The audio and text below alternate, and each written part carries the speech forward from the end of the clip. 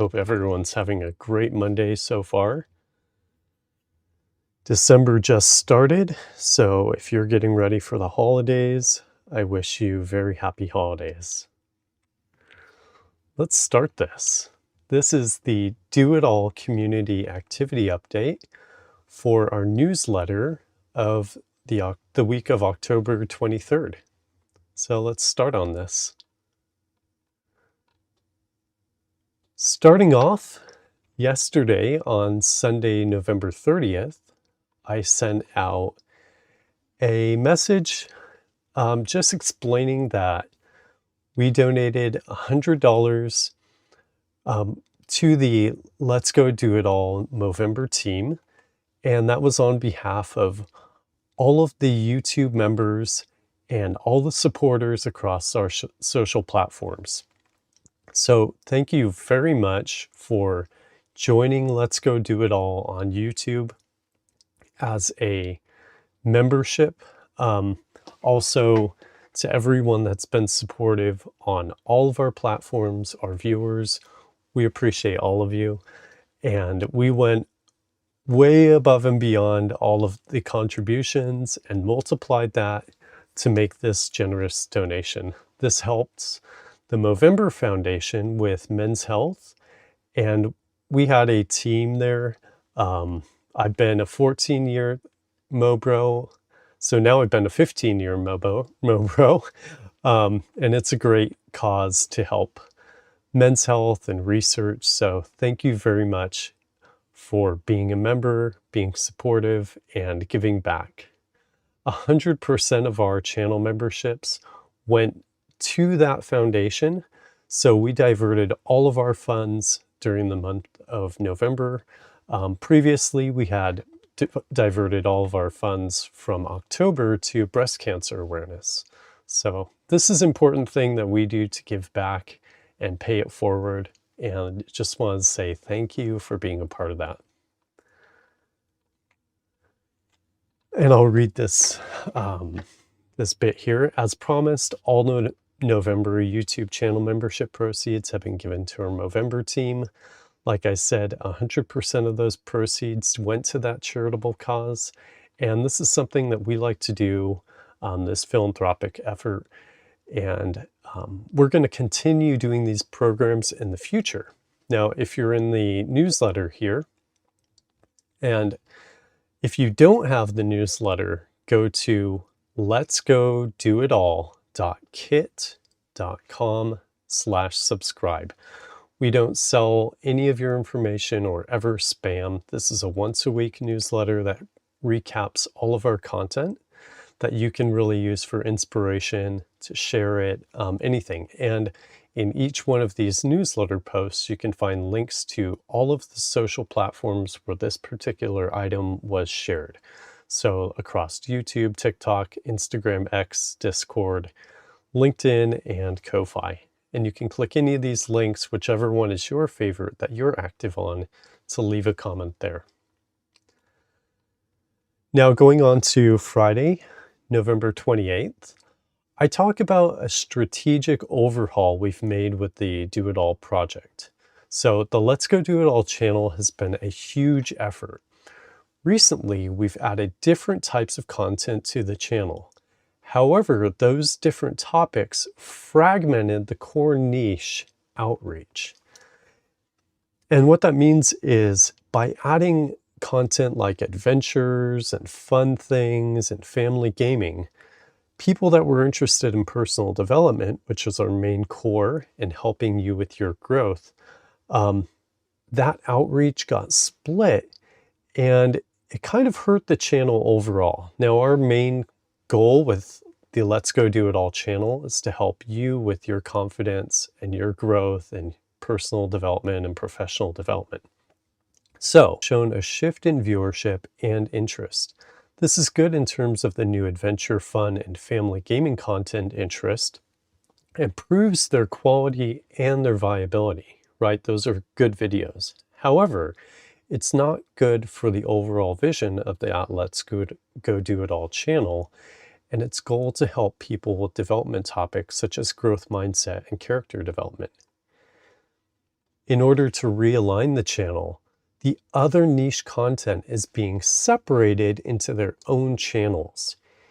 Each includes the growth philosophy and positivity you found here, while being optimized for their own niche markets. Do It All will continue to promote confidence and skill building to help you do anything your heart desires. The human development topics will be shown and taught here, and the content related to the following will live in those separate channels. They all align under the main umbrella account, which is my personal account at 𝗣Dibble, which allows new viewers to drill down and discover all the beneficial content created across all the separate channels.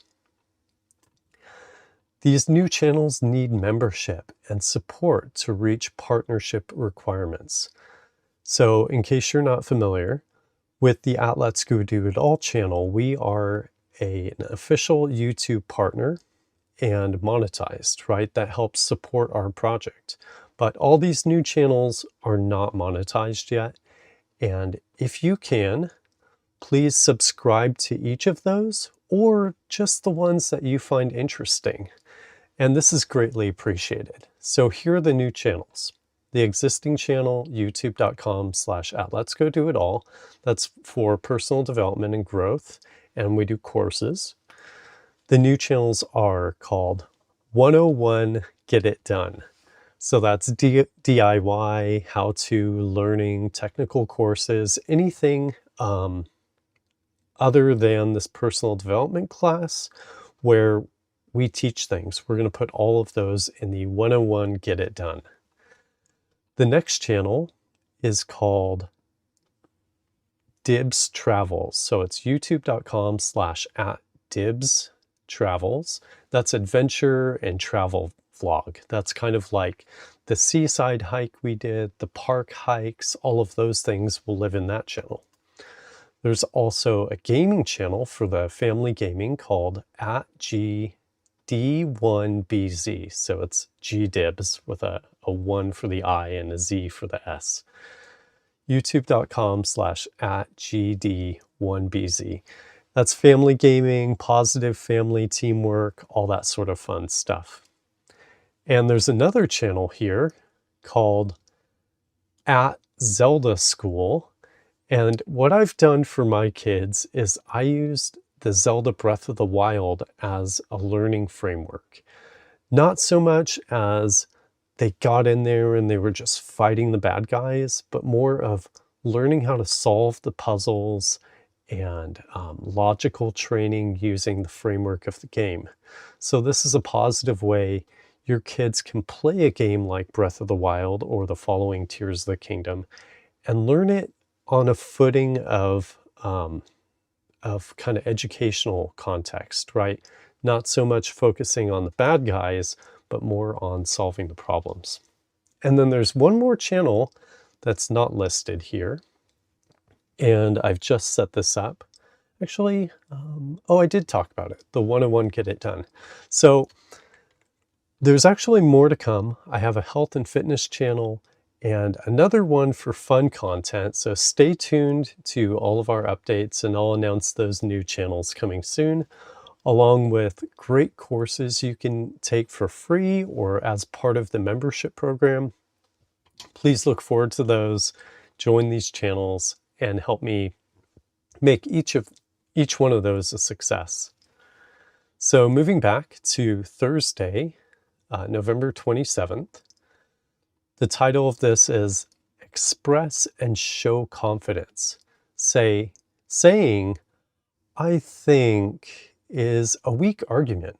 Instead, you want to say, I recommend this because of that, right? And here's a comic that I made. It shows a group of coworkers, and this guy is saying, I recommend X, in my experience, Y and Z. And they're all kind of looking, like paying attention to what he's saying. And this girl has an aha moment, and her manager says, we'll try it right away, right? So let me dig a little into that topic and explain what this is all about. This is a tool to present clear, confident statements and requests. I recommend X because of Y. You don't say, I think X, If you're trying to really get something across to people in a meeting or to convince your friends, saying I think doesn't really show you have much thought in it or much confidence. You want to say that you literally recommend it, because what other point are you making? Why else would you say it? So here's some quick tips. Say the word recommend to your own view, right? Add one proof line. It could be experience or data or an example that you know about. And then the way that you're saying it, match the tone to the person being addressed. So make it relevant to that person. Say, I recommend when you want people to act. People will hear confidence, and that confidence makes advice stick. You can find some information on that that's actually based on a study and some scientific data by clicking this one link here in the newsletter. And whenever you see these superscript numbers, you can click on those links and find out what data supports that claim, right? All of our data at Let's Go Do It All is based on scientific evidence and leading research. So whenever you see these links, if you're the kind of person that wants to know more, click on them, because I'm providing them to show that credibility and that context behind it. Here are some examples. For a manager, you could say, I recommend we run the test this week. I led a similar test before and it cut errors by half. So here's the recommend, and here's why it cut errors by half. For a teacher, you could say, I recommend you try this study plan. It builds one small habit at a time. So the recommendation and the why to do it. It builds a small habit at a time. For a coach, I recommend these 3 drills. They help players get faster, not just tired, right? All athletes want to get better. They don't want to just be doing something aimlessly. So here's the recommendation, and here's why. You'll get faster. For a doctor, I recommend this treatment now. Many patients follow it when it's clear and direct, right? For a friend, I recommend this podcast. I listened and it changed my thinking. It's not just, oh, I recommend this. It's here's why, because it really helped me grow, right? It changed my thinking. So why does this work? A clear recommendation tells people what to do next. It reduces their guesswork, and it shows your own, it shows that you own the outcome. You can add one reason after your recommendation. So phrases like, in my experience, Y and Z, or the data shows Y and Z, or from what I've seen, Y and Z, right? That's the backup statement of why you recommend the thing. Always give some reasoning behind it, and that will really lend some credibility, and it shows that you're being thoughtful and not just, speaking to be heard. This makes your advice repeatable, and it turns opinion into action. So here's some more study information about 1/2 to 3/5 of people who strongly say they will recommend something actually do. And you can find the link here in this number 3. Next, when treatment aims to cure, patients' adherence can be high. Studies report strong follow-through in that setting. So when a doctor shows that something is aimed at curing the patient, and the patient knows that, then they're going to be more likely to follow through on that course of action, right? Now, here's the summary of all this. Here's a short example. I recommend X. I've done X 3 times, and it cut errors by 40%. If you want, I'll run the test first, right? It shows I'm saying recommending this. I've done it, and it cut the errors by 40%. And on top of that, I'll even show you how that works. So just keep these recommendations simple, speak with clarity, back it up with one real reason, and people will follow these clear recommendations. And then here's a quote on this subject by James Humes. The art of communication is the language of leadership. And you can find the Goodreads link to that, that quote here on this number 4. Now, I'd love to hear what works for you. If you read this post in last week's content and you've been thinking about it or practicing it, come into either the social link for that post or come into this broadcast and leave a comment on why this is working for you. Your recommendations really help the whole community grow, and we all learn from each other. So it's beneficial to hear your opinion in all of this. Now, last week, I just wanted to give you all an update. You might have seen a few less posts than normal. My whole family got the flu. And so we were all taking care of each other. Sometimes these priorities really slow things down, but the show must go on, right? That's what I put here. And it did. Now, we released a little bit of content and delivered that in the newsletter for you here. And I'm happy to say that thankfully we're all feeling a little better. These colds we're on the mend, and things are starting to get back to normal. So thank you for everyone's support and warm wishes during that, during that illness. And thank you for being here today. All right, so moving on. As you know, on Wednesdays, we always put out a poll with an introspective topic, something that you can really think about. We give choices. None of the choices are ever a wrong answer. They're all correct for some person in their own experience. So on this one, this poll is about digital or screen detox. And it's, what's the best digital screen detox for you? And here's the animation. Is it being phone free? Is it using notification summaries so you don't have to go through each one? You just see a list and you can scan it and know what's going on quickly. Is it using a screen limit, such as, only giving yourself 2 hours or, a set amount of time that you use your devices? Or is it going totally analog, such as instead of typing out your notes, you're writing them on a journal, or doing something kind of like offline? So what works best for you? Could one of these small habits cut your screen fatigue? Most people now spend hours online each day. Social platforms just like these take up a large share of that time. These days, though, screen overload feels normal. However, it drains focus and energy, whether you're noticing that or not. Small rules can improve the day. Digital habits are changeable. And here are some quick tips. Turn off non-essential notifications.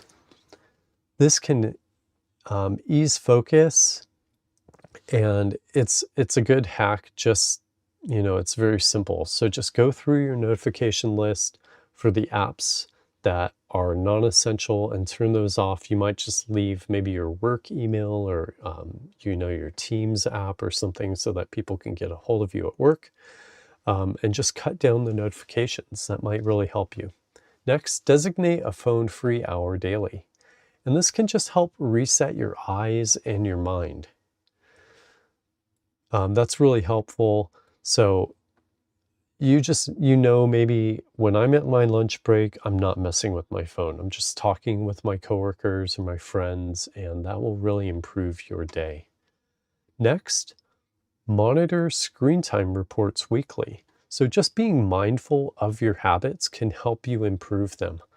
If you lend a totally blind eye to these things, who knows how much time you'll be spending, right? But if you look at it, maybe it's each night, you kind of take a look at it. Okay, yesterday I spent 6 hours online. Yes, today I'm only down to 5. That's good. Or you look at it weekly. Maybe on the weekend you look through and you see how much time you're using and how that's trending. And just being mindful of these things can really be beneficial towards improving them. And then finally, swap a scrolling session, excuse me, for a short walk or go out. Maybe instead of when you get home and you're just messing around on your phone, go out and talk to your neighbors or go out and water your garden and swap a little bit of your phone time or your computer time for something outdoors or something more natural. In this poll, here's a quote by Anne Lamott. Almost everything will work again if you unplug it for a few minutes, including you, right? So unplugging resets attention. A pause restores perspective, and short breaks improve focus. Screen habits shape mood and sleep. Whether you realize it or not, you might be a little bit more edgy or losing sleep just because of how much you're using your phone. And there's a lot of data on that with the way our eyes absorb blue light. You've probably seen this. So cutting down that light before you go to bed can improve your sleep habits even. Micro breaks restore attention and calm. Analog tasks train slow thinking and clarity. So not everything has to be so rushed and efficient. Going offline, using a pen and paper, and just taking some notes the old-fashioned way can really improve your thinking and the clarity and the focus that you put into something. And do these small experiments and see what helps you. I think you'll take notice after a few times of doing this. You'll feel maybe a little more relieved. So go phone free or device free for just an hour today. And then tell us what tip you tried. Tell us how you feel after doing this digital detox. And let's share with each other what works for us. Finally, here's a few stats. Typical internet users spend about 6 hours and 40 minutes online every day, right? So think about your 24 hours. That's over a quarter of that time being online. And let's find out how you feel by just cutting that back a little, being a little more mindful of how you're spending your time. The typical user spends about 2.5 hours per day on social media. So what benefit are you getting? Are you getting a total benefit from that social media? Are you networking, communicating, or are you just messing around, scrolling and looking at things aimlessly, right? Maybe you can spend your time a little bit better and get some more fulfillment out of your life. So just be aware of that. And a lot of the screen time reports will show you how much time you're spending per app. So you could look at the social apps, you can look at what websites you're using, and really be mindful of this information. So again, here's the poll. Your best digital screen detox method, is it being phone free, using notification summaries, setting screen limits, or just doing things offline the analog way? Go ahead and visit any of our social links here, vote in these polls, leave your comments to share with others, and let's see how we can help each other learn. I might learn some great way that you have. Someone else might learn from you as well. So please share that. Going on to Tuesday, I just made a quick graphic to show our YouTube membership tiers. And why this is important is these tiers provide support and income for my Let's Go Do It All project. If you're getting benefit out of this today, check out these tiers. So for instance, the supporter tier is just $1.99. That's $2 a month. Enthusiast is $7 a month. Champion, $25 a month, or a Catalyst, $50 a month. And you get the best deal by going onto your web browser at youtube.com. If you use your Apple device, YouTube has to increase the price per tier automatically because Apple takes 30% of that profit. And YouTube makes sure that the content creator is being supported at the same financial level. So if you want to save a few dollars, use your browser. If you don't really mind either way, you can use your iOS app, but just be aware that the price is a little bit higher. Now, on these YouTube membership tiers, I have revamped the entire membership program, and you're going to get 100% of the channel benefits. That's members-only content, members-only chat and video rooms in our Discord, all at the lowest $2 per month program, right? You're going to get 100% of the channel benefits at the lowest tier. If you want to support, if you can support $7 a month, $25, $50 a month, and you feel like giving more, then join a higher tier. Some of those higher tiers, I give a merchandise discount. So the profit that I'm getting out of that, I take a small cut of that profit and I'm going to return it to you in a discount on our merch store. But in terms of all of the features, and these are the primary features that you get with this membership on YouTube, you're getting everything at the lowest tier. So please support my project, and you'll get everything with that lowest tier. If you really love it and you want to spend a little bit more to support this channel, I would really appreciate that, and it helps keep everything going and growing and the vision moving forward. So thank you for joining the membership and supporting the program. And then moving on to the end of the newsletter here, I always give this video recap a link to the previous week. So that was released last Monday, just like we're doing today, December 1st. On last Monday, we released the recap for the week of November 16th. So if you're enjoying today's recap, you can go back and watch the previous recap as well. And of course, you can check out multiple formats for that. Members only format, where members of this channel are going to get a little bit greater depth. And you always have the option of joining in, leaving a comment in that members community. And I love to respond to each of those individually, just like we do in the comments for this video. But I can make you personal video responses, or you'll get access to, content quicker and have some of the perks of the channel. And then finally, moving on, we have a merch store where we, the items are printed on demand. So anything you order is made on the fly, and it supports the channel.